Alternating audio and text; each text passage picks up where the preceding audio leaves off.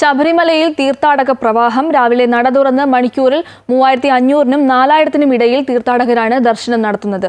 വിവിധയിടങ്ങളിൽ കൂടുതൽ സുരക്ഷ ശക്തമാക്കാൻ ശബരിമല സ്പെഷ്യൽ ഓഫീസറുടെ നേതൃത്വത്തിൽ കഴിഞ്ഞ ദിവസം പ്രത്യേക യോഗവും നടന്നു. കെ ബി ശ്യാമപ്രസാദ് തയ്യാറാക്കിയ റിപ്പോർട്ട് കാണാം. ശബരിമല സന്നിധാനത്തെ വലിയ തീർത്ഥാടക പ്രവാഹം തന്നെയാണ് ഈ മണിക്കൂറുകളിലെല്ലാം തന്നെ. രാവിലെ 7 മണിയോടെ കണക്കുകൾ പരിശോധിച്ചാൽ തന്നെ മനസ്സിലാകും 20,000-ത്തിലധികം തീർത്ഥാടകരുടെ ഒരു തിരക്ക് തന്നെയായിരുന്നു ഇങ്ങോട്ടേക്ക് എത്തിയത്. 18-ാം പടി ചവിട്ടി ദർശനം നടത്തിയത്. ഇപ്പോഴും 18-ാം പടിക്ക് താഴെ ദർശനത്തിനായി ഭക്തർ 10,000-കണക്കിന് ഭക്തരാണ് ഇപ്പോഴും കാത്തു നിൽക്കുന്നത്.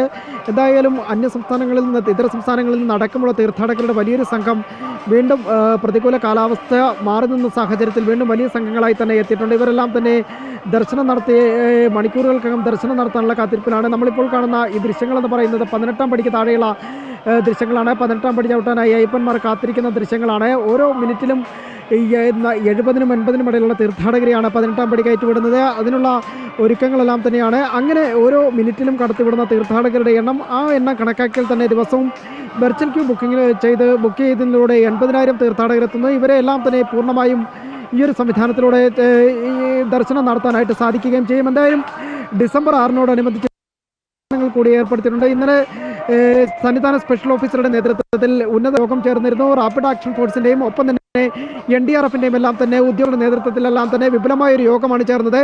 എന്തായാലും കൂടുതൽ സ്ഥലങ്ങളിൽ സുരക്ഷ ശക്തമാക്കുന്നതിൻ്റെ കാര്യങ്ങളെല്ലാം തന്നെ ഈ യോഗത്തിൽ ഉയർന്നിരുന്നു. എന്നാൽ ഈ യോഗങ്ങളിലെല്ലാം തന്നെ ശക്തമായ സുരക്ഷാ വിന്യാസം ഉണ്ടാകണമെന്ന് പറയുകയും ചെയ്തു. ഡിസംബർ 6-നോടനുബന്ധിച്ച് കൂടുതൽ വിവിധ കേന്ദ്രങ്ങളിൽ സുരക്ഷ ശക്തമാക്കും. അതിൻ്റെ ഭാഗമായിട്ട് തന്നെയാണ് ഇന്നലെ ഉന്നതതല യോഗം ചേർന്നത്.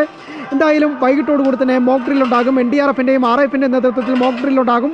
ഈ മോക്ക് ഡ്രില്ലിനോട് ചേർന്നുള്ള സുരക്ഷാ ക്രമീകരണങ്ങൾ അവലോകനം ചെയ്യുകയും ചെയ്യും. എന്തായാലും സന്നിധാനവും പരിസരവും തീർത്ഥാടക പ്രവാഹം തന്നെയാണ്. ഒപ്പം തന്നെ വിവിധ സുരക്ഷാ ഏജൻസികളുടെ സുരക്ഷയും ശക്തമാക്കിയിരിക്കുകയാണ് ശബരിമല പരിസരത്തും.